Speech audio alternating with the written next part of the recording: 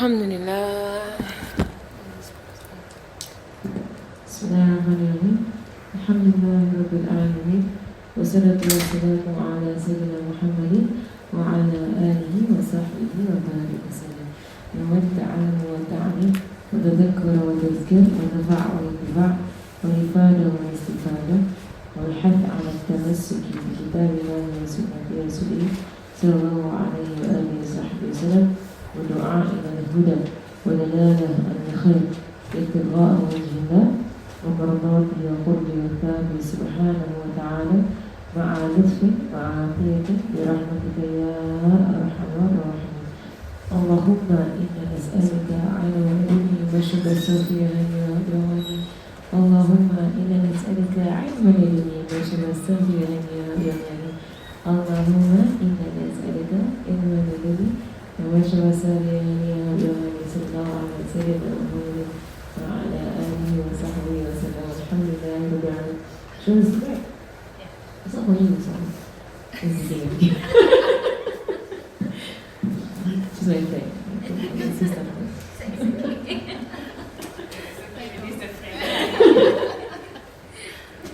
And I know she was happy. Then I just happy. It's for you. You can have more. Alright. Alhamdulillah. Okay, Sayyidina Muhammad. Alright. Okay, so last week we mentioned a bit about this, about the interactions, right, with his peers, right, and today we're going to go into disciplining the child, right, and I have a lot of questions actually from other people, right, about when am I going to speak about disciplining, right, because I think that's what one thing most parents, we are concerned about. Are we disciplining? Is our method of disciplining harming the child? Is it helping the child? Right? Am I doing it right? Am I doing something detrimental? Right? So you worry, and I know every parent, when they become hard on their child or harsh on their child, later they will think, and they will regret, and they will think. That's the correct thing. And they will think, and think. Was I right? Was I wrong? Was it too much? Was it too harsh? Was it too... and every parent will do that to themselves. They will keep, beating themselves up by wondering, did I do the right thing or not with my child? Because you're clueless what you need to do. But at the same time, that you need to discipline. You need to. Right? But how do we discipline? Right. We're going to finish off the behavior with peers first, with friends. Right, so before this part, we spoke about how we direct your child, right, to looking for good friends, right, and of course, the strongest thing, in any part of parenting is your dua, right, that you will make, as earnest as a dua every night, every day, right, that Allah subhanahu wa ta'ala surrounds your children with good company, right, and good company, there's nothing that can destroy a person more, there's nothing that can build up a person more. But they're good company. There's the strongest thing that you ask Allah subhanahu wa ta'ala, what happened to Solihin, and cause us to meet those who are pious. We want to be close to those who are pious. We want to be beloved to those who are pious. Right? Because when you are beloved to those who are pious, then inshallah the benefit of this friendship, right, will last till the next one. Right? It will last all the way to the next one, and they won't forget you. Right? So you're going to make all your friendships, all your connections, all your loves, right, counts, right? But they will learn. So they're young now. They're going to learn as they grow older on how they choose good friends. Of course, if you can make sure that they are not exposed to those who are bad influence, then that is good. But only so much you can actually do, right? Especially when they enter school, they go further up, they go older, they become teenagers, right? There is only so much you can actually do, right? So all that you instilled in them when they were young, that inshallah will come to fruition, and it will come to, it will manifest itself as something that will keep them away from bad influence, right, as they grow older. So at a young age, what are you doing? You're going to be implanting in them good values, good thoughts, right, goodness, basically, within them, so they are able to...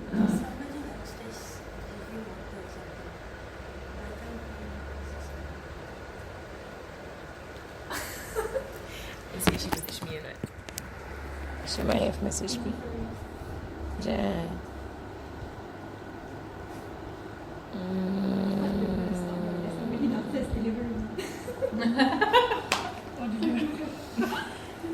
Yeah, that we have to stop the class. Did you say anything? She didn't say anything. I don't know, maybe minute in. I don't know. Oh, maybe she'll be back. She said she'll be back actually. Okay. Alright. Okay. So now we are on to the part where it says here, وَيُكْرِمُ الْإِخْوَانَ بِالتَّأَدُّبِ وَكُلِّ مَا عَشَاءَ مِنْ صَاحِبِ وَأَيِّ وَسَعْدٍ الَّذِي يَأْتِيهِ مَجْلِسَهُ الَّذِي اسْتَقَرَّ فِيهِ وَيُكْرِمَ الْمُصِينَ بِالْقِيَامِ لِأَنَّهُ مِنْ آدَبِ الْقِرَامِ ويستمع كلام كل عقيل ويحسن الإصغاء لقول القائل لا يفتخر بمطعم ومشرب ولا بشيء صار من الكآب ثم يعظم غاية العظام ما كان ذا جهل من الأنام والوالدين كل والمؤدبة والأقربين نسبة وصاحبا. Alright, so here is about interactions with people. Right, so here he says, and that's what we mentioned about it, right, about always making space for those that come to you. Right, meaning to make them feel comfortable. And when they come into your gathering, to pull them in, to welcome them. Right, so any new faces in the class, teach them, your new faces in your class, your new friends in your class. Right, make them feel welcome, share your things, share your food with them. Right, that is how Muslims, that's how we are. Right, we are friendly, right, we are giving, right, and we are inclusive. Right, so it's actually against our religion to be exclusive. Right, it's against our religion to be that these people, they don't join us. They don't, subhanAllah, there was once like when I was in Tarif, right, and there was like this the Westerners there, right, and so they have the Westerners, and the Westerners are mainly those from Britain, from America, right, from Australia, that considered to be Westerners, right. So the entire time they were there, right, the Singaporeans were already involved with the Westerners. They were not. Right, but when I came to Tarif, right, I got involved with the Westerners. Right, because the Singaporeans would usually group themselves with the Malaysian Indonesians because of the language, right, in Malay. And majority of those who go there are Malay speaking. Right, so when I went there and I'm not Malay speaking, I automatically within my class, instead of grouping with the Indonesians, I grouped with the Westerners. Right, because I relate to them more, right, because of my language. Right, so I was the first Singaporean to be put into their WhatsApp group. Right, because all other Singaporeans were more with the Malaysian Indonesians, they were not with the Westerners. Right, so I got involved in activities, right, and I got involved with their classes and their programs whereby it's English translation. Right, so I got involved with the Westerners more than I did with the Malaysian Indonesians. Right, so and it actually came to a point where because I was in there, right, I began to add more Singaporeans in. Right, so I began to add the Singaporeans, so more and more Singaporeans began to get involved with the Westerners. And I knew of some Malaysians who were also keen, right, to be involved with the activities of the Westerners, right. And I still remember this very clearly because at that point, right, I was like there were Malaysians who were English speaking, they were, right, they understood English, right. So I would want to add a Malaysian in. I remember who it was especially, because she's Malaysian, but she was born in the UK, right? So and I mean, this is my boyfriend now, right? And her parents are Singaporean. So she's from Singaporean parents, born in Malaysia. I mean, she's Malaysian by nationality. She was born in the UK. Allahu Alam how I know that happened, right? So basically, she's Malaysian, right? So when I wanted to add her into the WhatsApp group, and I said, I want to add this person into the WhatsApp group, there were people who were against it. There were, and who were actually quite strongly against it. So no, this group is for the Westerners. And then I was like, sorry, I'm not Western. I'm Singaporean. Right? And of course, even the group there were South Africans from Cape Town, from Johannesburg. They're English speaking. Right? The South Africans are as English as the Singaporeans. Right? They have their dialect, right? But they are mainly English speaking. You met South Africans. So I remember very clearly. Right? There were people in the group, right, who were against it. Right? They were against the adding of English speaking Malaysians into our Westerners group. Because we're Westerners, we're not, whatever. And I was like, I remember that point because I got very put off. Right? I got put off. I was like, you all, because they want me in the group because I translate. Right? So, I translate. Frankly put, I translate. Right? So I can translate to English. Right? So it's useful. useful. Right? So when I remember very clearly, I want to put the project in, and if she was my friend, right, and she asked me because sometimes can I be in your group, should I know your activities and whatsoever, right, there was rebuttal. Right? And I remember this very clearly because basically there is no one in charge, so-called. Everyone just works together. Right? There's no like president of the Westerners or whatever. There's no one in charge. So I got very put off, right, by some of the people when they spoke, when they wrote like long arguments into why we should not include the Asians. They're not Westerners, they're Asians. Right? Asians have their own activities, right? They have their own Malay classes, they have their own. I'm like, if you do that to me, I'll be so put off by you all. Like, if that happened to me. So I got put off, and I was like, oh, you know, like I don't have to argue now. There was a Westerner, and was in the group, who was, alhamdulillah, she's a convert, right? And mashallah, she did not agree with what these Westerners were saying, that we don't add Asians into our group. Like, she was like, no one, you're all English speakers. Right? English speakers, you fall in the same category because your translation will be the same language, English. So she called me up because she could see that I was like, sorry about it. So I just, you know, so she called me up and she said that you know what, she's only with me on this, you know, as Muslims, we are inclusive. Right? We're not exclusive. Right? We don't block people from this tarbiyah. So we went to Ustazah Muniba. If you've ever been Tarif, you know who is Ustazah Muniba. Ustazah Muniba, she is the principal of Darul Zahra. Right? She is Somalian, but she lives in Canada. Right? So she's fluent in Arabic, she's fluent in Somali, she's fluent in English. Right? She is the head of, she used to teach me when I was in Darul Zahra. Her fiqh is very high, her tasawwuf. She's mashallah. Right? But she's from Canada. She lived in Canada for a while. So she handles the Westerners also in Thailand. So I said, you know what, people in the group will not listen. They're not listening to us because we're just one of them. So even I try to argue my point and say that it's ridiculous. And you don't exclude people. Right? In Islam, we don't exclude people. We don't. Anybody wants to come, even if you are non-Muslim, come. You want to come. You want to sit. You want to eat our food. You want to free load of us, free load. You know, like, be a free load. Does it matter? In Islam, you don't cut them off. Even in, this is the hadith comes, you know, that the masses of people, right, and the angels come and they crowd around and they seek forgiveness for those people, right, and Allah says, forgive them. And the angel says, oh, but Allah, there's one guy who's there who's not part of them. That one guy came for some haja, you know, from some need, and he's about to go off. He's not part of the people, he didn't come for the majlis, he came for some need of his. And Allah says, they are people I don't separate from them. That means he also, in Islam we know that from the sunnah of Allah subhanahu wa ta'ala. Right? Allah's sunnah. Then you don't separate the people. They want to come, you let them come. You don't say get out. You know, get out. Even if they're spies, come. Why do you have to hide? Even if they're government spies, even if they're what, listen, on speaker, go on, open here, everything. I'm not afraid. I'm not saying anything bad. I'm preaching good. Alhamdulillah, inshallah. Right? They want to come and sit in our class, come. Marhaban, eat our food, marhaban. Right? That is how we teach our children. You don't like, you know, oh, she's not our friend, not our gang. Right? Oh, don't gang her. Don't, you know, from primary school they start.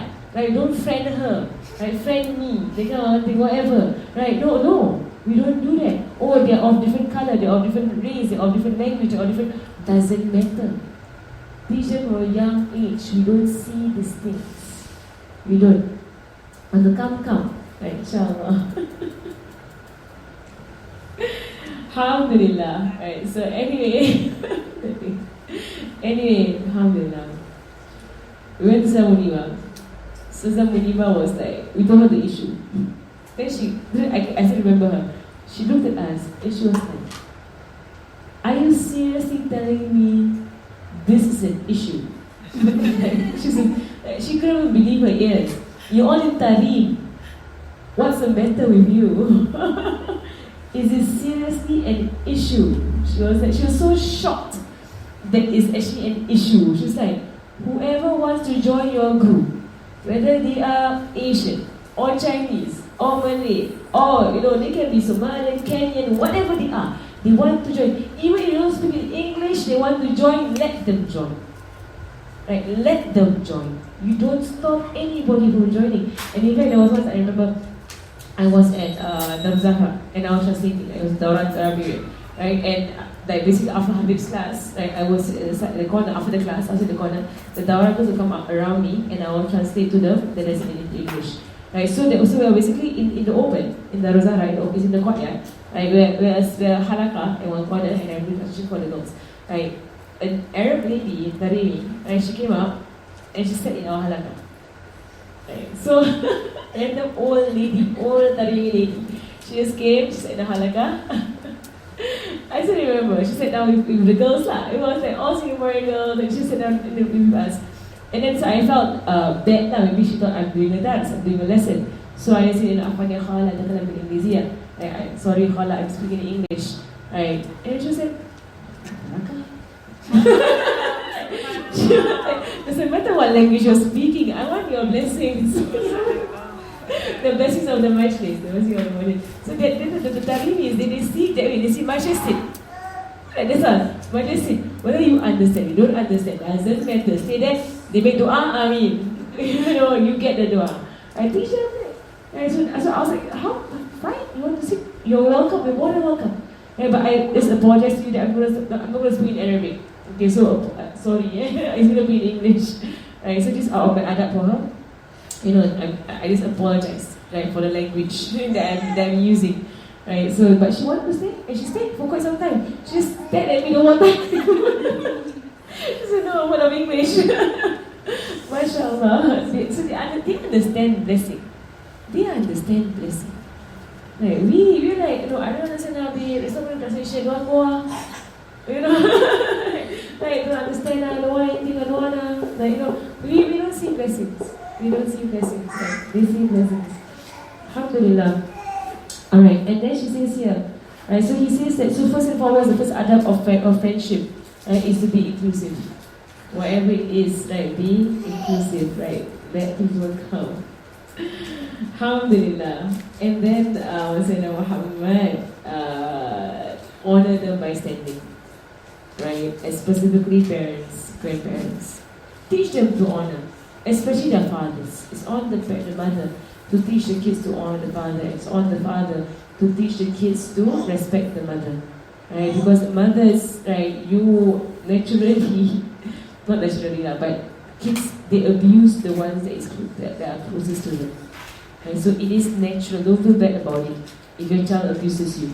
Right? Don't feel bad about it. See lah, he abused me. Right? Don't feel bad about it. Right? It's something that, because most of the, in fact, you should be honored in a way. You're the closest person to them, that they show all their ugly behavior on you. Right? It is a sign of closeness, that they feel so comfortable with you, right? That you get their yellings and their shoutings and their tantrums and the father comes, okay. The father comes, right? That shows that they are more comfortable with you.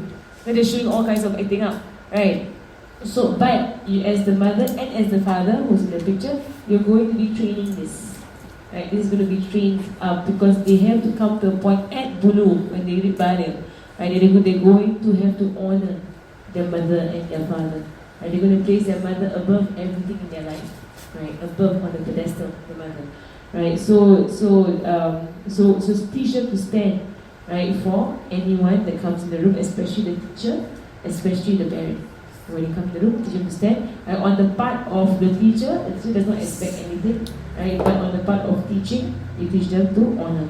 Honor, stand, salam. Right? Go and kiss the hand. Right? Kiss the hand. Right? Or someone who's older or more respected in alim, it's like one of knowledge. Kiss the hand. Kiss the hand. Right? Teach them. Don't just like do a half-hearted salam. Full hand salam. Bring the hand to the mouth. Kiss it. Right, that is the best way to honor. Alright. And then he says, وَيَسْتَمِعْ كَلَامَ كُلِّ عَقِلِ وَيُحْسِنِ الْإِصْغَاءَ بِقَوْلِ قَائِلِ. Right, so now this age, we look at age of 8 and 9.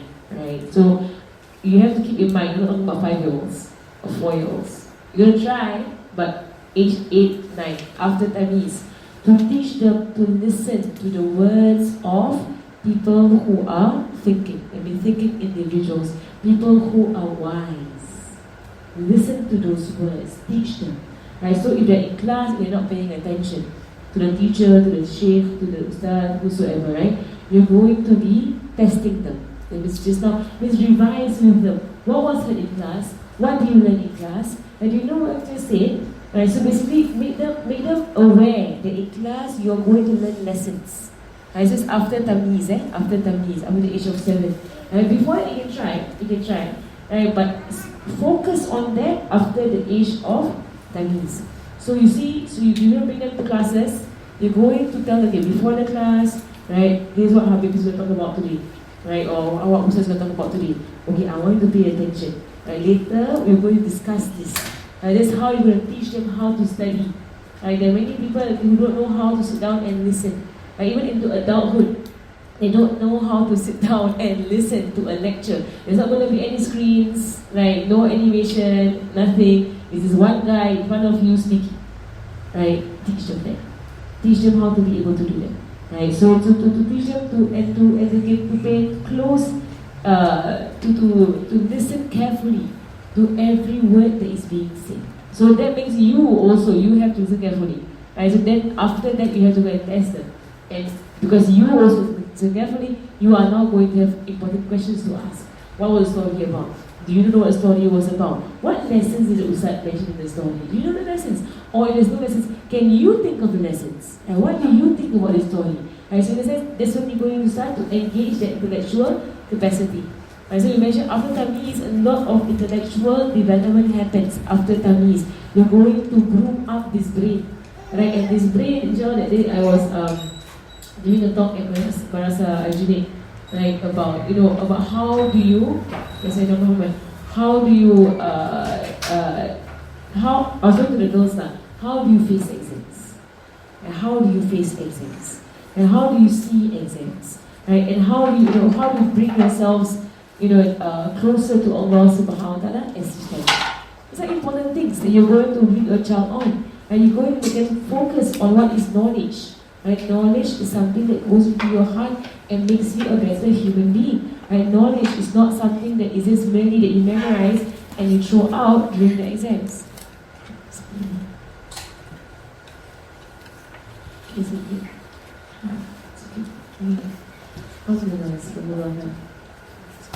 Alright? Okay, so that one is subhanallah. Right. So the commentary, right, Sayyidina Muhammad, I brought the book, I brought different book. I brought the English one. So like all my commentaries in my other book. And from what I remember lah. Right, so basically, Sayyidina Muhammad, right, there was once the Sayyidina Ibn Abbas. Sayyidina Ibn Abbas was on a beast. Right, he was on a beast. And Sayyidina Zayd bin Thabit. Right, so if you want tables. No. Alright.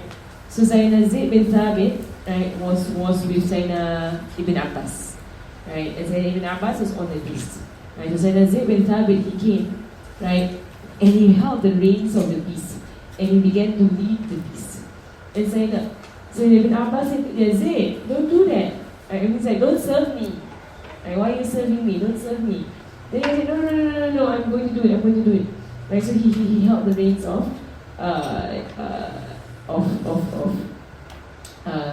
the camel. Right, and then Sayyidina Ibn Abbas, thereafter, he got off and he went to Sayyidina Zayd and he said, I see your hands. So he showed his hands, right, to Sayyidina Ibn Abbas. Right, Sayyidina Zayd went to Sayyidina Ibn Umar. And he said, I see your hands. So he showed his hands to Sayyidina Zayd. And Sayyidina Zayd took the hand of Sayyidina Ibn Abbas and he kissed it. Right, and he said, what are you doing that for? Why are you kissing my hands? And then he said that is what we have been, so Sayyidina Zayd said that is how we have been commanded to do with the family of Rasulullah sallallahu alaihi wasallam. My name is Sayyidina Ibn Abbas. And Ibn Abbas is the cousin of Rasulullah sallallahu alaihi wasallam. So we were commanded to honor them. And then Sayyidina Ibn Abbas, he took Sayyidina Zayd's hand and he kissed it. And then Sayyidina Zayd said, why do you do that for? Why do you kiss my hands?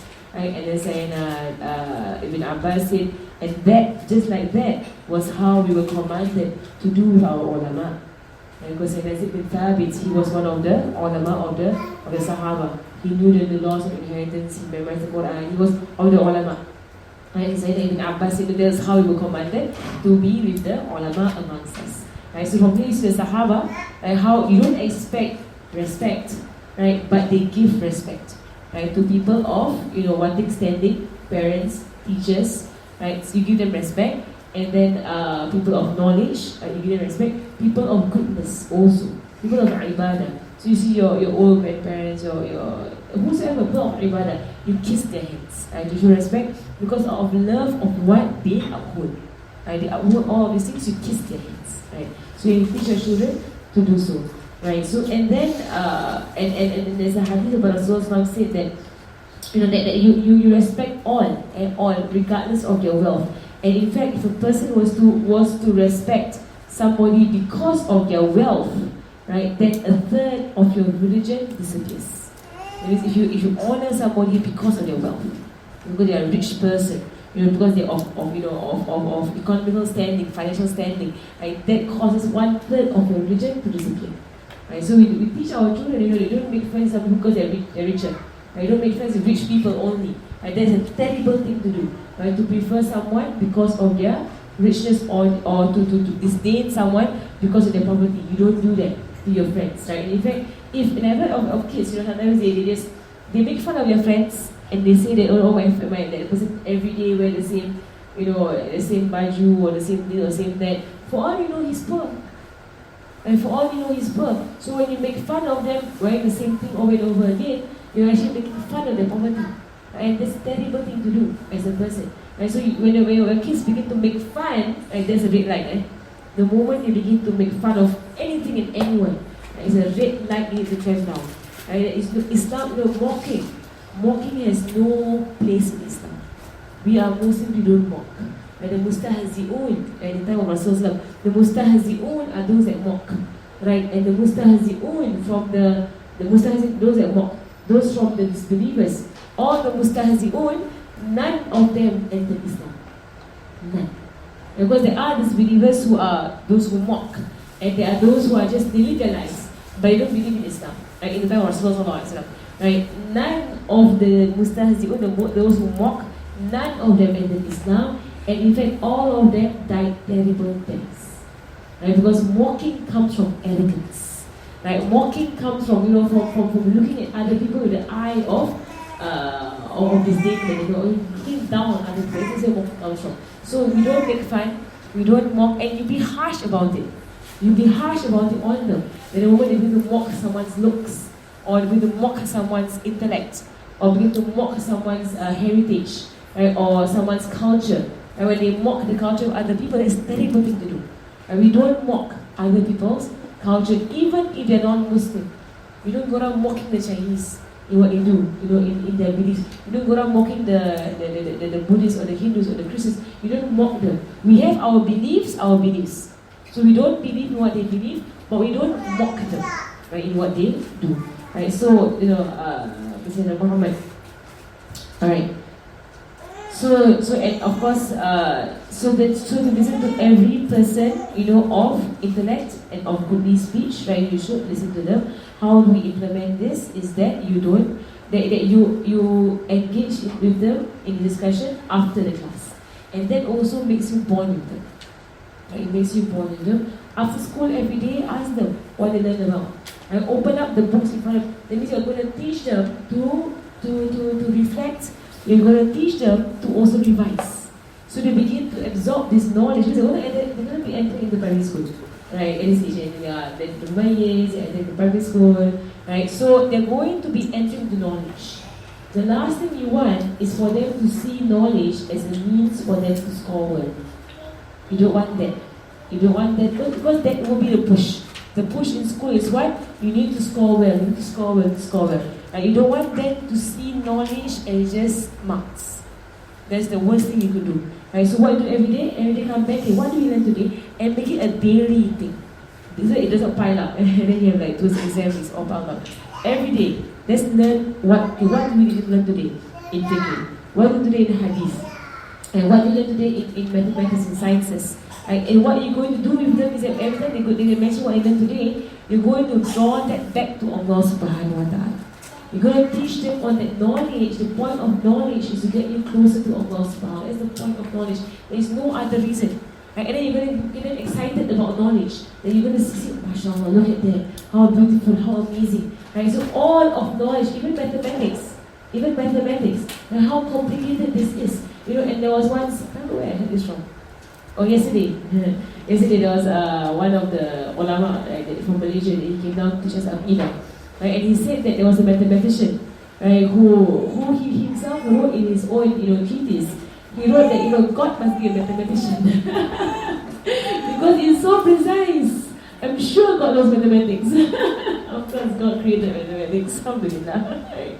There was a joke that I saw online that the only terror that Muslims brought to us was algebra. The only terror that they brought to us was algebra. It's from them, the Muslims. So now everybody has to go through algebra. Because the Muslims had to invent it. They had to invent it. Alhamdulillah. Right, but even mathematics, and make them experience and appreciate and bring it back to Allah subhanahu wa ta'ala. What are you doing? You are developing their connection and their love and their ability to see Allah subhanahu wa ta'ala in everything. And that's what you want with them. Sciences, mathematics, real sciences, don't let them go through this empty. You're doing them a disfavor. And don't expect a teacher to do it for them also. Because teachers have syllabus to follow. And they have a class of 40 people. Right? They can't do it. You for your children. Right? You bring it to your children. You handle your children's revision, your children's reflection. So revision and reflection, two things. Right? We'll revise what we studied today and we're going to reflect on it. If you are memorizing Quran, right, then all the more you need to be doing this reflection thing. Even if it's one ayat, something. So that they see it. We're not just memorizing stuff, sounds in my head. No. You're memorizing the words of God. That's what it is. Right? Hold ta'zeem. Right? Hold it high. Aggrandize it. Right? My other class on Maqasa Harakat, if you have time, listen to it. Right? Because and the book is, you can find it in Wardah books, right? The 8 Knowledges of Secret Knowledge. Right? Learn that. Because that book, Habib Umar, right? He focuses us on what is the point of knowledge. And what is the point of learning, of studying.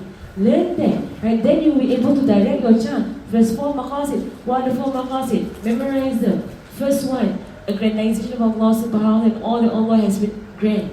Everything that Allah has aggrandized, you aggrandize. That's the first point of knowledge. You must memorize this, right? Second one, then the knowledge itself, right? The substance itself, right? What is the subject matter? The third one, to create a good human being.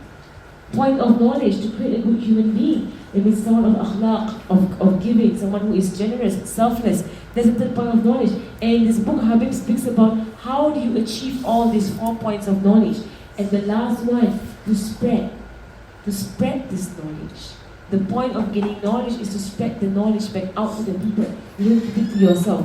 And he brings all the wasa'il, all the ways by which you achieve this for purposes of knowledge, for objects of knowledge. And learn that book. You see, something for me, mashallah, it's profound. Right? If you have listened to the class, it's profound, Habib Umar. Subhanallah, how he directs us to knowledge. So for us, we always focus on the second one, which is the subject matter. That's not it. Right? What is more important is the ta'zeem billahi ta'ala. And how they aggrandize Allah subhanahu wa ta'ala. That is real knowledge. And knowledge brings you to Allah subhanahu wa ta'ala. Alright. And then, so that's about knowledge. And then he goes on and he says that, so teach them to listen. And to listen with the ear of their heart. When it comes into their heart. And to see all of these things, beautifully. And to process it. So you're going to help them to process knowledge into their iman. And so knowledge entering into the iman of a person. You're going to process knowledge into iman. So I just said, yeah. You're going to be processing knowledge into iman. Because knowledge is light, and light is what you add to iman, what you add to your faith. Right? So it's subhanallah. I was talking to the girls yesterday at Rajna Ajuni, at Masa Ajuni, I was saying to them, like how many of us we memorize the tafsir of all these surahs, we memorize it in school. You know the explanations, you know the ma'na. You can write it all down. How many of it moves your heart? How many of it breaks your heart, shakes your heart? Right? Ask yourself, because I was talking to secondary school students, Ask yourself, right, how much of what I memorize every day for school, how much it moves my heart. And if it doesn't, then pay attention. Right? You're missing something out. You're missing a great thing of knowledge. You're missing out on a great thing of knowledge. Right? And then Allah, and then Sayyidina Muhammad, and the Shaykh said, وَلَا يَفْتَخِرْ بِمَا طَعَمٍ وَمَشْرَبِي وَلَا بِشَيْءٍ صَارَ بِمِثْلِ أَبِي. Right? And do not let them boast about anything that they possess. Right? Don't boast. So don't show your friends, oh, I have this food and that drink. And my father works as this. And my father is this. And my mother is this. I don't allow them to do that to their friends. But you never know how many of them amongst your friends have no father. Or have no money. Or that their father is in prison. And my husband works he used to work in a primary school. A neighborhood primary school. And he said a number of children, whose parents are in prison. You will know. Right? So you don't say things, oh, my father bought me this, my mother bought me that, right? And then you don't know amongst your children, amongst your friends, who is from a broken family, and when their parents never buy them anything. And so you're just hurting people by your boasting. Right? Boasting does nothing except hurt other people, and then hurting yourself by making yourself arrogant in front of them. Right? So at this age, 7, 8, 9, you're going to be training them. Younger than that, you can try to remind them not to do that, right? But they're children, right? So below the age of tamyiz, they are children. Keep telling yourself, they are children, right? They will boast, they will say, they will make fun, they're children. And you're going to say, don't do that, it's not nice, don't do that, I don't like that, right? And it says, story. But after tamyiz, it's going to be firm. Right? Stop doing that. And you're hurting your friends. And you're hurting those around you. Will you like it if someone said something? In the sense you're going to go speak to them in that way. Right? So it says, وَلَا بِشَيْءٍ صَارَ مِنْ مِلْكِ أَبِي. Right? So nothing from the father's, whatever the father has done. Right? And here, Rasulullah, he guides us, in this by saying that if you have fruit in your house, then don't let your children eat the fruit outside of the house, because the neighbors might see it and they have no fruit. So you don't have enough to share, don't show. Right? Let's bring us to our social media. Right? You don't have enough food to share, don't show. Right? You take a picture of all the food that you eat without any intention to share. And you know what? I tell you honestly, I myself felt it when I was in Tarif. Because we were living by, basically by the dollar. We were counting our expenses, everything. Right? I actually began to stop following some of my friends on Facebook and Instagram. Right? Because why? I'm eating rice and potatoes every day. That is well with me. I mean, it's difficult, in a way. So I just they will post all kinds of things. So I stopped following them. And I can't stop them. I don't want to stop them. Right? But my own issues. So I started going altogether. Because for me, it is I'm going through life. I'm going through difficulty because I want to study. Right? So I have to stinge greatly. Right? So and I felt the pinch. I felt the pinch as someone who is poor. You live the life of a poor person, you feel the pinch. You that you don't have the money to buy something. Right? Unlike in Singapore, you always have the money to buy something. You always have the money. Right, so when the 4 years there, now I can tell you because at the time I wasn't there already. And now I can tell you that it's finished. But then you didn't know. Right, but that's what it is. So when I read all these things, I know what he's talking about. It's a real pain. Right? And also when someone said that if you cook something and your neighbor can smell it, give it to your neighbor. If you cook something and your neighbor can smell it, give it to your neighbor. And I myself felt it.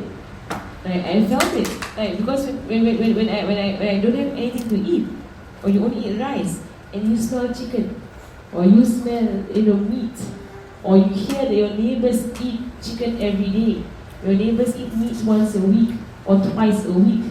When you hear these things, and you can't, and you're like by the skin of your teeth, you're just very by the dollar you're living.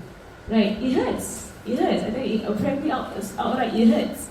If you are poor and those around you are rich and they're not sharing, right, their wealth, because you don't know. Most of them they don't know. Right? That's why Rasulullah said in the hadith, he is not a believer. This hadith is a very important hadith.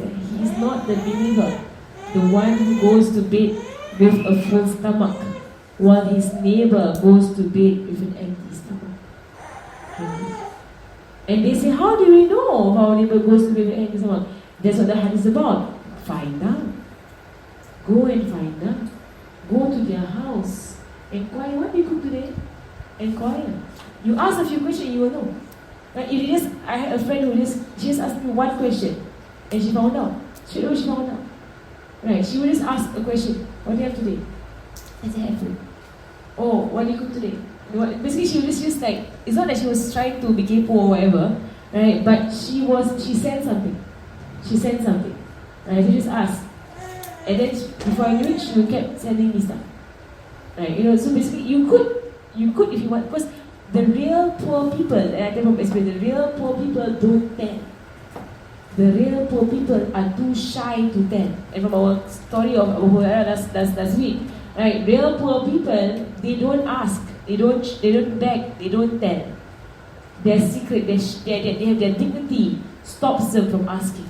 But they are in need, but they won't ask. So as relatives, as neighbors, we are meant to go around and find out who they are. Because they're not going to come up to you and ask you, but you're going to just figure it out. So someone has passed away, right? There is no other source of income for that family. You think about it. They need income. Just think about it. Just think about it. Right? Someone has basically you can see from the outward of their financial situation how are they handling it, right? And you can just like give hadiah, hadiah. Cook for them here and there, give them. Right? It's good. Right? So subhanAllah, Sayyidina Muhammad, I remember when I was, when you study, you do a lot of things.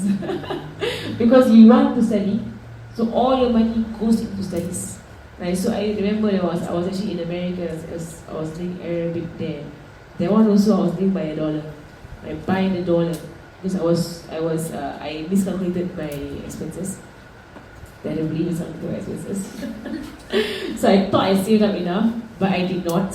Actually, I did not. So I still remember that I was fasting every day because of that. It came to the point whereby I was telling, I'm not like saying anything, but this I say, people do things like quietly.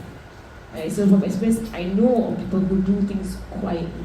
And so even in Tarim also, I know of families, they are quietly starving. They are quietly starving. And they're not eating very well. And if you spend enough time with them, you'll figure it out. You will figure it out, right? So I remember that I was buying and my roommates had no clue also. I lived with 2 other girls in the same room. They had no clue that I was actually that I never go out lunch with them because I got no money to go out lunch with them. Right? They always thought that it was because I want to study. Because that was the front that I put up. Right? Well, I want to study. Right? So I actually never go out with my roommates. So when you go out to restaurants or whatever, I never follow. Right? But I always go to the supermarket and they have $1. It's in America then it's like supermarket they buy every day is $1 guys. I will go there and buy like bread or something for $1, and then live off of that throughout the week. Right? So I remember there was one time towards the end of it, I had a few more weeks of there, and my bank account went down to 0. Literally, it was 0. It was 0. And it was an experience lah. I was like, what am I going to do? Because I did actually bought some books. So I bought some books, I got no money. So I was like, what am I going to do? I didn't calculate this. Right? I still remember very clearly in my head. I went to the ATM, I had no money, I was fasting that day. I had no buku puasa, no money, and no food. In my room there is food, but I was too shy to take it because it's my roommates. And so you see people who are poor and they have dignity or arrogance, but they have like they don't want to ask and they don't want to take. Right? They have this thing. Right? So my roommates have a lot of junk in the room. They have a lot of food. Right? But I don't want to ask. I don't want to take unless they offer. Then I'll take one. That kind of thing, So I still remember I went to the ATM. I put my card. I saw $0. So I went back. I was like, I have no idea what to do. I can't even walk here. It's not even my land. I can't walk. Where am I going to get money from? And I know I prayed 2 raka'ahs. I went to sujood and I said, Ya Allah, you brought me here, you feed me. You brought me here, you feed me. I don't know where it's going to come from. You find a way. Find a way. I put it in Allah's hands. Because I came here for what? Learn Arabic. And then I was fasting that day. So I got up from my sujood and I went to the library and I just began to study lah. study. Almost Maghrib. Study. I go and take pass into water lah. Go and drink water. So I drink water, I came back. And then suddenly my friend, she came and she sat next to me and she was like, I have this extra card. Do you want it? And then she gave me a voucher to last for a few weeks.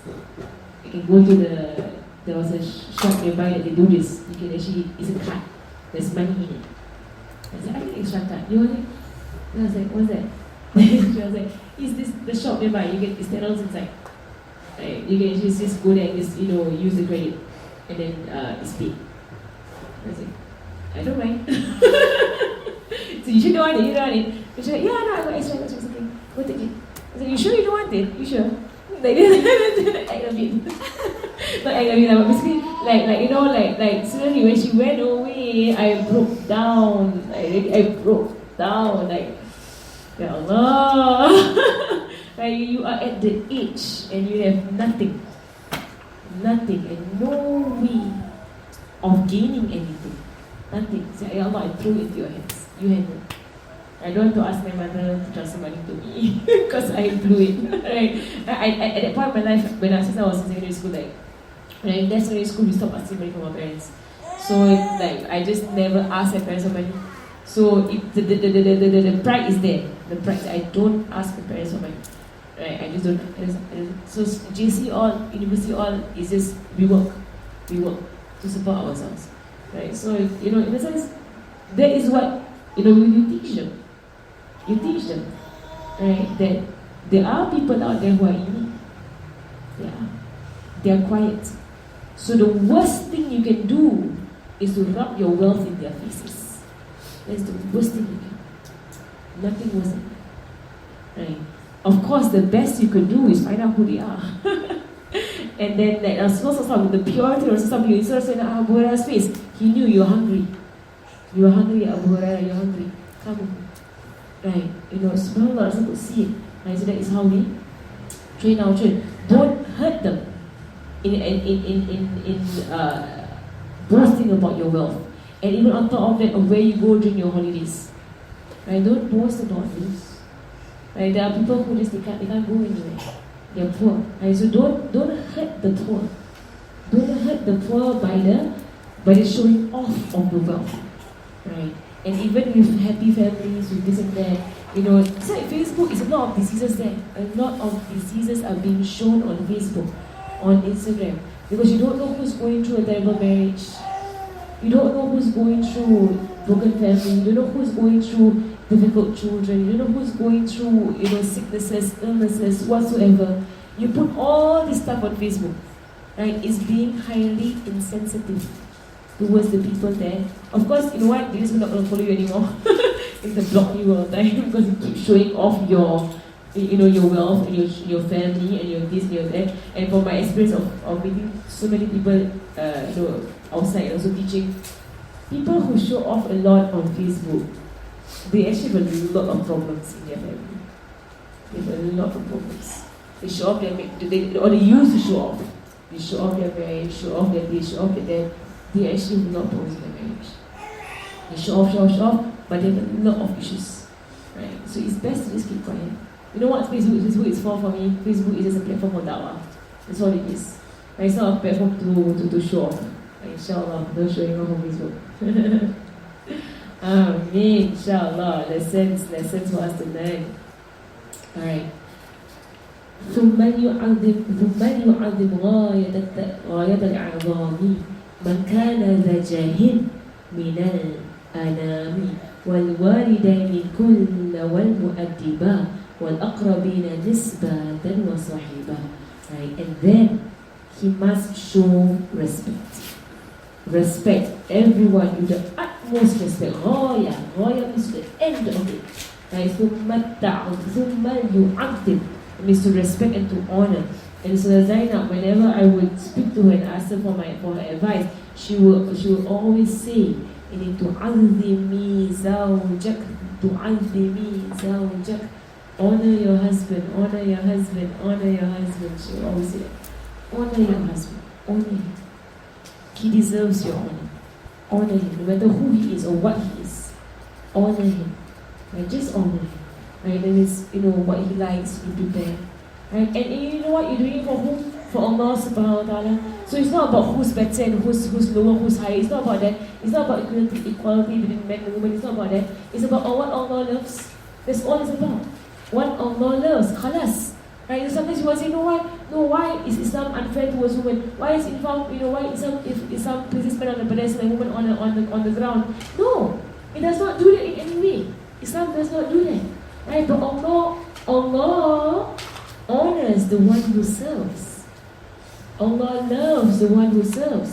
Allah looks at the one who serves. So if you're made to be in the pursuit of service, you are being honored. We need to realize that. If you're being served, right, then you are at a disadvantage. Right? Because the one who serves is in front, he's upwards, he's God. Subhanahu wa ta'ala. Right? So if you can serve, alhamdulillah, we used to be jealous of the people who used to serve in the Zahra. Right? The girls would be jealous of each other because we need to serve the Saza. They didn't be jealous of the other people serving. If someone begins to sweep, they'd be jealous. How come you're sweeping? I'm not sweeping. I should sweep. They will be jealous of service. Right? Because they know that man khadam qadam. That's the Arabic saying. Man khadam qadam. Right? The one who serves, he is in front. Right? Al-qadam, meaning he serves. Qadam, it rhymes. Right? He is foremost. He's in front, he's upmost.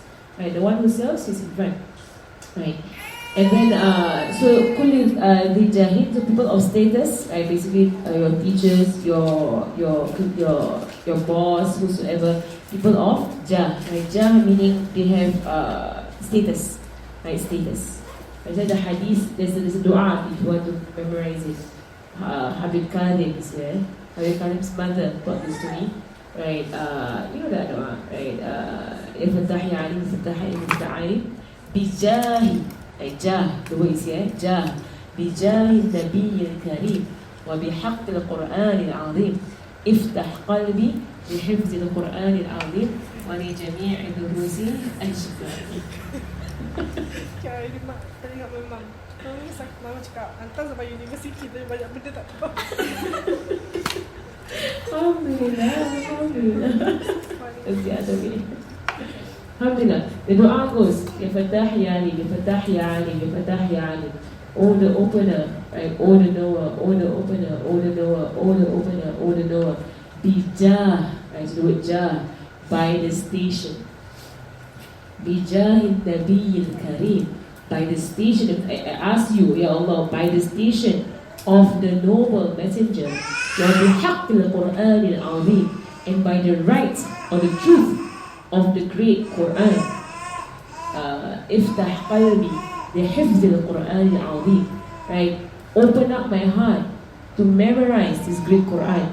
وَلِجَمِيعِ دُرُوسِ أَجْمَعِينَ, and to all of my lessons all together.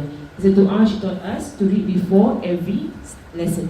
If you want a quick dua, a quick, very fast dua, يا فتاح يا عليم فتاح يا عليم فتاح عليم بجاه النبي الكريم وبحق القرآن العظيم افتح قلبي لحفظ القرآن العظيم ولجميع دروس أجمعين. Right, that is a very strong dua, it's a very powerful dua. Trust me, when I was doing it, like it really expanded the memorization of the Quran and also the understanding, the deep understanding and appreciation for what you are studying. It's beautiful. Subhanallah. So there's the word jah, you came there.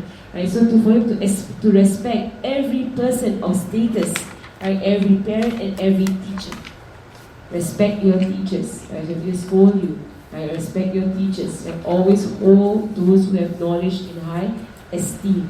Right? And your family, right, through lineage and through marriage. So your relatives, all of them are meant for you to respect. And it is this respect when you begin to say bad things about them. You are disrespecting them. Right? That stops you from backbiting your own family members and your own teachers. Right? So even non-Muslims, even non-Muslim teachers, try not to allow the habits of your child coming home and either making fun or backbiting the non-Muslim teachers or friends. Right? They don't do that. When you come home, you speak well of people. If you say they don't say anything at all. Right? Teach them, the adab of speech. Alright. Alhamdulillah. Alhamdulillah. Alright. So here, right, he goes on and he says, so we're supposed to go into discipline today, right? So discipline the young person. وإن ظهر فعل الجميل منه فينبغي بأن يجاز عنه وأن يبخل قدره ويمدح بما به بين الآداب يفرح وإن فعل فعلا ذميما سرا فينبغي أن لا يعاقب جهرا ولا يبالي بعده بالعدل وبالملام عند كل فعل بل ينبغي عتابه بحيث لا يعلم عليه أحد من الملا يقول هذا إذ علم عليه فضيحة فلا تعد إليه ولا تكثر عنده الكلام فإنه يهون الملام يخشى بأن يجزم ولا يبالي بما أتاه بعد من فعال. Right, so here he says, it's a very sound advice, very, very sound advice about discipline. How do you discipline? And it's one lot. I agree, everything. Of course, the Sheikh, he knows what he's talking about. But you just can't agree more with what he's saying. Right? So he says, so and if, وَإِنْ ظَهَرْ فِعْلَنَ جَمِيلٌ مِنْهُ, and if, a beautiful action, right, is seen from him, he does something good now, basically. He does something good. فَيَنْبَغِي بِأَنْ يُجَازَ عَنْهُ, and you should reward it. And reward it, it doesn't have to be an expensive reward or a gift physical. It could be a praise. It could be ahsantum, that's well done, I'm proud of you, that's good. Right? So it could be words. Right? So how you reward them, right? It could be words, it could be a smile, it could be acceptance. I've read all these stories of like teenage angst and whatsoever. They're like, oh, I'm never good enough for my father, I'm never good enough for my mother, whatsoever. They always say these things. And I'm like, what are the parents doing when the child always feels it's never good enough? And are you showing acceptance to all good behavior? So don't let good behavior just slide you by. And you do something good, they help you out with the laundry, even if it's their duty. Even if it's their duty that every, what day this child is supposed to clean the house. This child is supposed to mop the floor. This child is supposed to wash the clothes and whatsoever. Right? Show gratitude. Be grateful. We're all wives, we like it when our husbands show gratitude. We like it very much. Even it's part of our duty every day to do it. Right? We like it when he says thank you. Right? Once in a while he says thank you, that was well done, mashallah. Right? Oh, the house is clean today. Yes, thank you very much for helping me out. We like it when they do that. Even if something you do every single day, you still like the thank you. Right? So the child more so. The child more so. You're going to be encouraging them on goodness. Don't think that, you don't hold back on praise. Don't hold back on praise for children. For children. Praise them when praise is needed. And when praise is required, praise them. I know there are some books out there whatsoever, they will talk on, like against praise and against it, and he said, you know what, Rasulullah he praised. He said ahsantu. Right? He would encourage the Sahaba onto adults now. It's onto adults. He would encourage them of what they did, of how they behaved and how they were. He would say good words to them. Right? This is the sunnah of Rasulullah. So for us, alhamdulillah, we have the sunnah. So no matter what people say out there, And they always change their views and opinions of how parenting should be done. They always change. Say, we should praise, we should praise, we should punish, we should punish. No, you should. They keep changing things. Right? So for us, like, what do I follow? Right? Alhamdulillah for the sunnah. The sunnah is what? Praise. Praise. Praise children. He used to praise Sayyidina Anas. He used to praise Sayyidina Anas said in a hadith, I served, it is a very important hadith, it's the same chapter about Islam. I served Rasulullah SAW for 10 years. 10 years. Since he was 10 years old. He was 10 when his mother brought him to Rasulullah. He was 10 till he was 20. That means the years of what? The years of teenagehood. He was a teenager, young boy, 10 years old, and in the house of Rasulullah teaching him. Sayyidina Anas, of all the things he related on Rasulullah, he said, I served Rasulullah for 10 years as a servant boy to him. Never once did he say to me, why did you do that when I did something wrong? Never once did he say to me, why didn't you do that when I forgot to do something? That's what I'm saying that. So Sayyidina Anas relates this. And the reason why he relates it is to teach people that was how I was brought up by Rasulullah sallallahu alaihi wasallam. You see, if you're reading anywhere else, in some book, you'll be like, nonsense. Right? But it's a hadith. You can't say, I don't agree to this, you agree to this. You're going to figure this out. Like, how? How, Ya Rasulullah? How? How was this done? Like, not, it's 10 years. Your 10-year-old son, till he was in his 20s. You're like, no, my mom till today she does it to me. Why did you do that? Till I am 30. Until today she questions me what I do. Subhanallah. What the ulama say for this hadith. Like, subhanallah. This hadith shows that Rasulullah first and foremost, he led by example. More than anything, he led by example. Right? He served. Sayyidina Anas watched. Right? He watched the way Rasulullah was. He never raised his voice. Ever. Right? Ever raised his voice. Sayyidina Anas testifies to that. Sayyidina Aisha testifies to that. He just never raised his voice. Rasulullah sallallahu alayhi wa sallam. But what came out of his hands? The most perfect of human beings, the Sahaba. Right? Great akhlaq, great character. Right? From the madrasa of Rasulullah sallallahu alayhi wa sallam, the school of Rasulullah sallallahu alayhi wa sallam. Right? So when I did anything wrong, Sayyidina Anas would do anything wrong. And you know the story I told in the first lesson, right? About the errand, the story of the errand, right? Right? Basically, Sayyidina Anas to run an errand, right? And what did he do? Sayyidina Anas went to play with his friends. Forgot all about it. But we would not have the patience for that for our 10-year-old son. He's primary 4. He's 10 years old. He should know better to go outside to go and play soccer. Like, you get strangled by him, right? And you are upset wanting to cook. And you're like, that hadith tells us a lot of things. One thing, Rasulullah has a rapport of never raising his voice, never getting angry. Right? That rapport first. You say in Anas. That's the first thing. You need to be establishing your rapport with your child. Right? If you have a rapport of somebody of calmness, of somebody of also seriousness, then you have earned the respect of your child. Right? That's the first thing. Second thing, for good things, and going in the first part of this, good things. When Sayyidina Anas does good things, Rasulullah never failed to acknowledge. Ever. It never passed him by. He never failed to acknowledge any good that Sayyidina Anas would do to him. How many of us, our kids do good for us and we just don't even acknowledge? Acknowledge. They get for you a treat, they bring for you a treat. Acknowledge. Thank you so much. Allah Allah make you. Or rub their heads. Rub their heads. Good boy.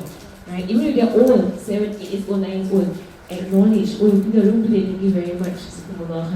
Right, may Allah reward you immensely, my child. Right, so you see, your parent speaks, this is the way Rasul to speak. He spoke that way to his children. And Rasulullah, he would not go past a group of boys except that he would stop and salam them. He would salam young boys. Right, he would give salam alaikum to young boys playing, and he would salam them. Right.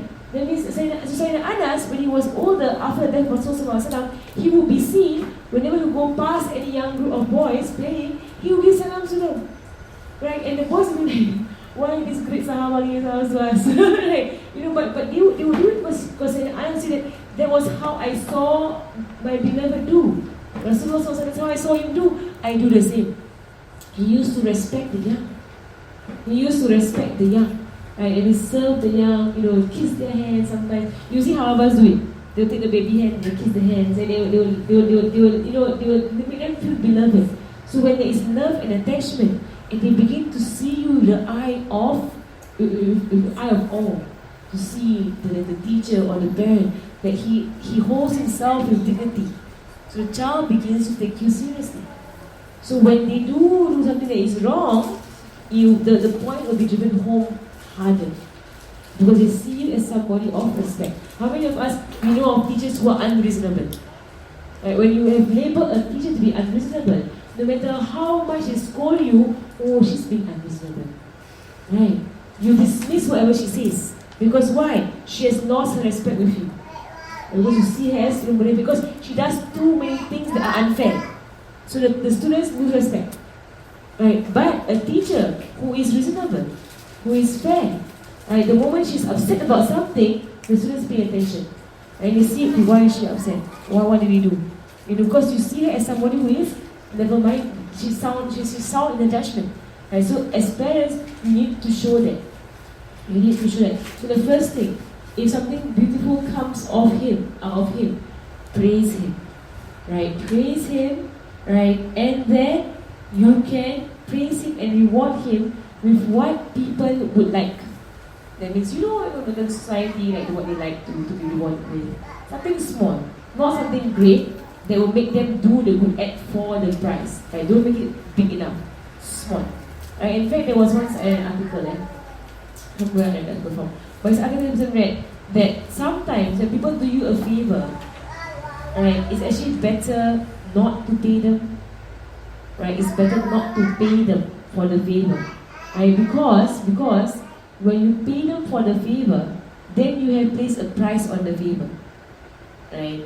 And then they're going to only give you a coin with the price. Right? But when you don't pay them, in a way, I'm not saying that you don't pay them, but basically you don't expect payment. When you don't expect payment, you go above and beyond of what is going to do. For example, you're helping our neighbors clean the house. For example, right? So if there was no prior payment to it, you just do the best you can in cleaning the house. If there was a payment attached to it, you will do with respect to how much you're being paid. Right, in a way. So payment sometimes, especially payment that can be comparable to the deed, right?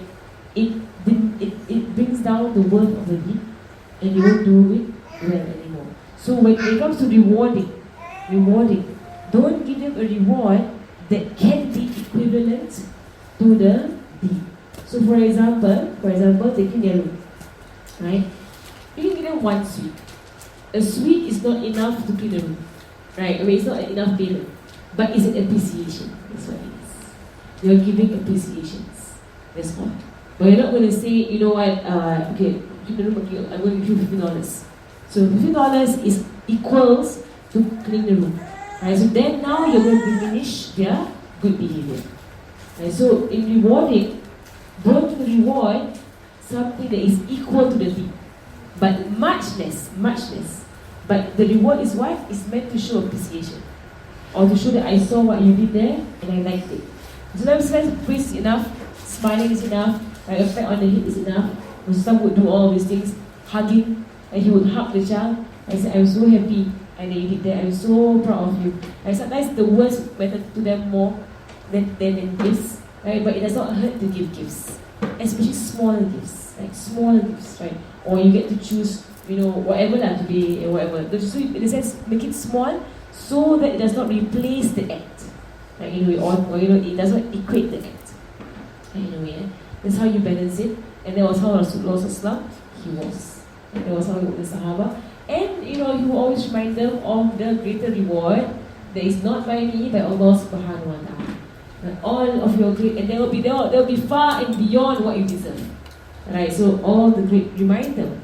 So when they, for example, they clean the floor, they clean up the toys. Cleaning up their toys is a duty that they should be doing themselves, but praise them and appreciate them for it. Appreciate them. Then they clean their own toys. Appreciate them. So when they clean their own toys, I said, well done, mashallah. And you clean your own toys, I like that. Right? May Allah reward you so much in paradise. Whatever you want in paradise, may Allah reward you. Right? In that way, so just gentle words, right? So that they understand that you see the goodness they do, and you're going to be pushing them more on goodness. So when they tell the truth, even if it's bad, they tell the truth. Right? Then remind them, right? Alhamdulillah, you owned up. And you owned up to what you did. Right? I'm not saying it's correct what you did, right? But I'm pleased that you owned up. Okay? I'm pleased that you owned up. Right? And then let them, when they own up, I don't know what teacher said, so when they own up, let them choose their punishment. It's a good skill, it's a good technique. Let them choose. So you say to them, okay, they own up. For example, there was play ball in the house, for example. They play ball in the house, they broke something expensive. Right? But don't show them the value of things. What was the wrong thing here? They played ball when you said don't play ball. That's the wrong. Not that you broke a TV. You broke a TV is secondary. That's not important. Right? What is important is that I said don't play in the house, and you played in the house. Right? And you broke the TV as a result. It's not about the TV. Okay. Ask who did this. Right? One of them owns up. It was me. Ask them, okay, do you know the rule of this house? Yes, you know the rule of this house. Why do you do that? Right? He says that knowing the rule of this house, right? Okay, the question. Why do you do that? Right? You know the rule of this house. You know the rule of this house, right? Okay. Amazing answer, mashallah. Okay, now you have done this mistake, right? Okay, what's the consequence? Ask them, what's the consequence? Ask them. They're 8 years old, 9 years old. They can figure something out. What's the consequence? So they might say, no soccer for a week.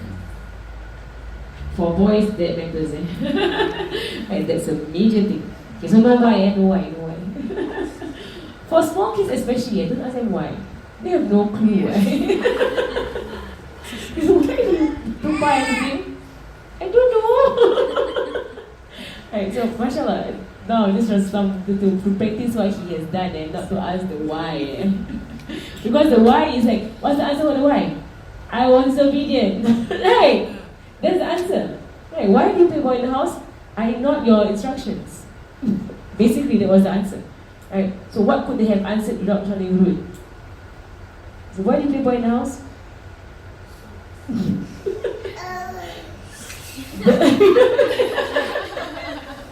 Frustrating. Yeah, you ask them why, when you do something that is terrible, usually the answer is not a very good answer. So why did you disobey me? My nerves. Right, what else? Right. Or they lie and they try to justify. So now you see the beauty and the wisdom in Islam's method. Not asking the why, because you know the reason. Your nafs, khalas, shaitan, one of them. Right, but they're not going to say it. They're going to give justifications. So it was raining, right? It was raining, and then we can't go out, right? And so they come with justification. When you ask the why, the justifications come. And with justifications, they begin to okay the sin. It's okay, I have reasons why I had to do so. So you see, he's so beautiful, his method. So beautiful. Don't ask the why. Don't ask the why. Right? Because the real answer is not going to be said. The real answer is not going to be said. What's going to be said is justifications. And in doing so, you're teaching them to justify. You don't want to teach them to justify their wrongdoings. Nor will they say, it's shaitan or my nafs. They're not going to say that. And you know there's a reason. There's no other reason why you're turning wrong. Right? So, subhanAllah, he never, now, for me, mashallah, he never asked the why. He just never asked the why. But you ask him, what's the consequence now? What's going to happen now? Right? And then choose. But you don't be harsh on them for being honest. They admitted their mistake. They admitted. Right? And in fact, I was saying to my friend that day that the Battle of Uhud is a very, very great lesson for us. I think I've shared before. The Battle of Uhud is a great lesson. When you see in their faces remorse, you see sadness, you see regret over the action, there is no need for punishment. There is absolutely no need for punishment. Because what is punishment for? Punishment is meant for you to learn the lesson.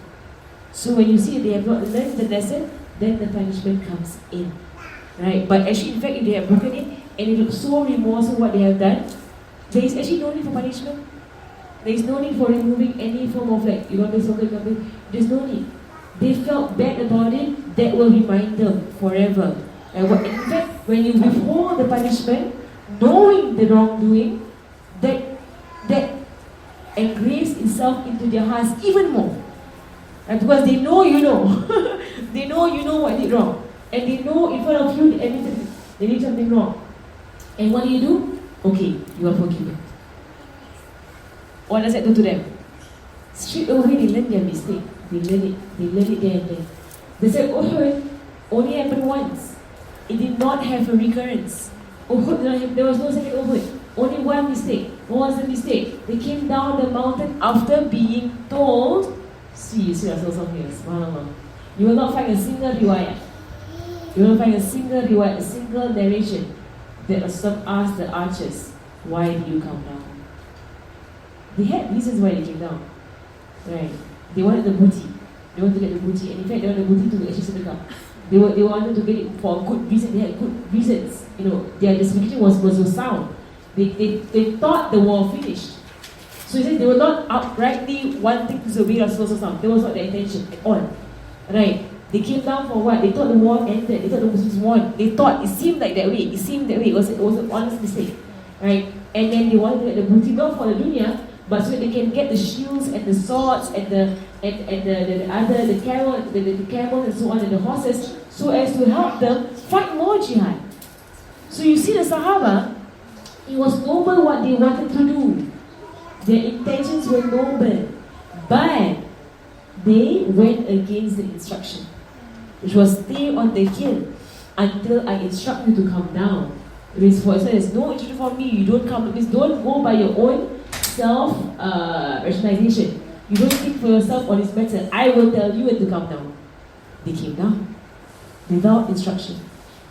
Rasulullah, the entire of the Battle of Uhud, he did not mention a single thing about what the archers did. Not a word. Was their mistake grave? It was a grave mistake. Like the uncle himself got killed after they came down, and then the Muslims were sandwiched between two sides. The Battle of Uhud, a lot of lessons about what? Making mistakes. And then about what? How does the leader at this point handle the mistake? How does he handle? Did he reprimand them at all? Never. Not a word.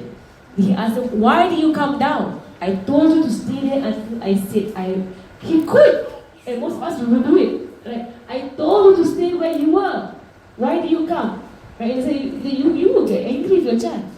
Very angry. Right? Not a word, and Rasulullah, not a word. It wasn't even mentioned. It wasn't addressed. It was left. It happened. He saw the archers, they were in so much remorse. They were regretting what they did because it was obvious. It was your fault. It was obvious. The Khalid bin Walid came from behind the mountain, sandwiched the Muslims. Now the Muslims in between two kafir, both sides. The kuffar on both sides. Right? And then many people were killed. after the incident, when the archers came down. The archers, do they know it's their fault? They know very well it's their fault. There's no doubt it's their fault. Right? They came down. Right? Not a word. Not a word. How did that happen? Not a reprimand, not a word to the Sahaba. Not a word. Even the Sahaba took cue from Rasulullah. The rest of the Sahaba, they could like, see, you all archers supposed to be out there, you all came down. The other Sahabas also. You can't tahan, right? Like if your class was in a competition and a small group messed up, the rest of the class, you're going to be on it the next few days, not weeks. See, it's because of you all. You all were the ones. And because of you all, like, we lost.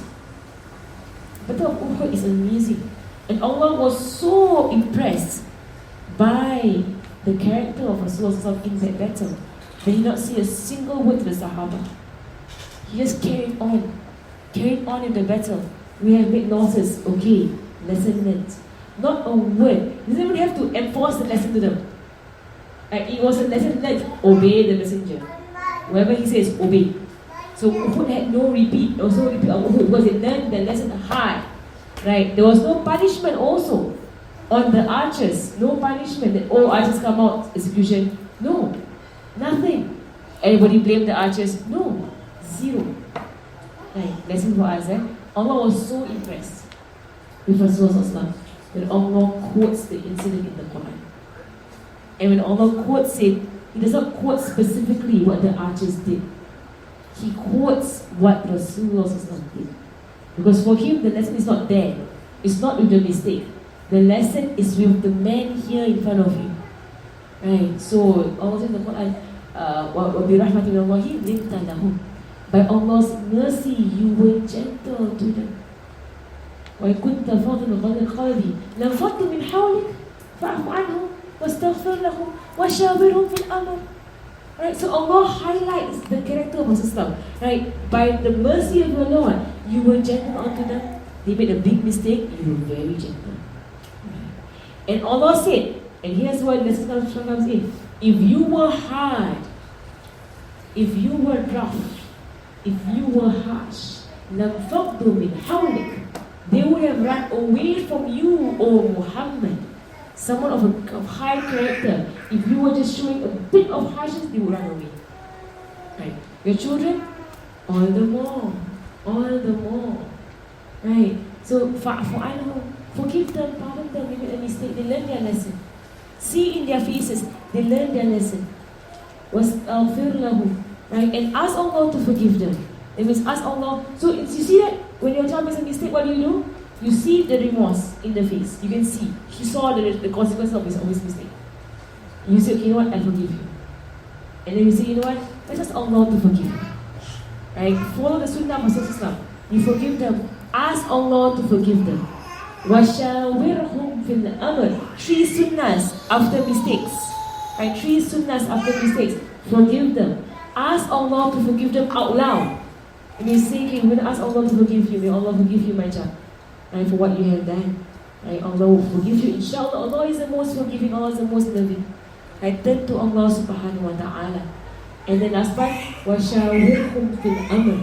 That means consult them, what should we do now? Right, and so he consulted them. After the Battle of Uhud, what should we do with our loss? What should we do with this? What should we do? What do you think?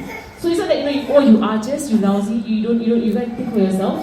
Right, you archers, you have bad judgment. We will not consult you anymore. You have bad judgment. No. You don't strike them off as being terrible in this. No. Give them a second chance, third chance, fourth chance to get it right. So your child does something wrong. You say, you know what? You messed up at one time. I'm never going to trust you ever again with this matter, for example.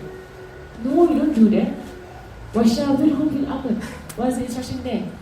Involve them. Give them more chances to get it right. So the religion, it is mind-blowing how Allah subhanahu wa ta'ala and Rasulullah has taught us about handling people. Inshallah, next week we will go into when they do terrible things, when they do sinful acts. So when you begin like this, their upbringing, when you begin like this, it will be easy, inshallah, as they go into teenagehood. Because you begin all the way from the beginning like this. You don't raise your voice, you don't show anger, you don't blame them, you don't do anything. You begin softly like this. Can you imagine in the future how these people who went through this will manifest? How Vishnu will manifest? People who think, people who control their emotions, people who analyze what's going on, people who try again. You make a mistake, try again. Make a mistake, try again. Make a mistake, try again. You want that in your children. You don't want them to be good, to fall into despair. Allah, give us the ability and today, lesson, don't ask why. Alhamdulillah. Alhamdulillah.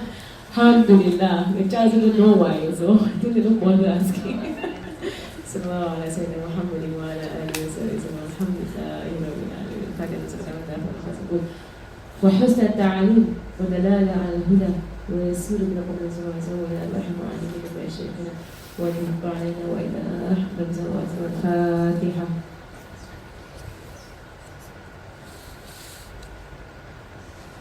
بسم الله الرحمن الرحيم والعصر. سبحانك اللهم وبحمدك أشهد أن لا إله إلا أنت أستغفرك وأتوب إليك. صلى الله على سيدنا محمد وسلم. الحمد لله رب العالمين. السلام عليكم ورحمة الله وبركاته.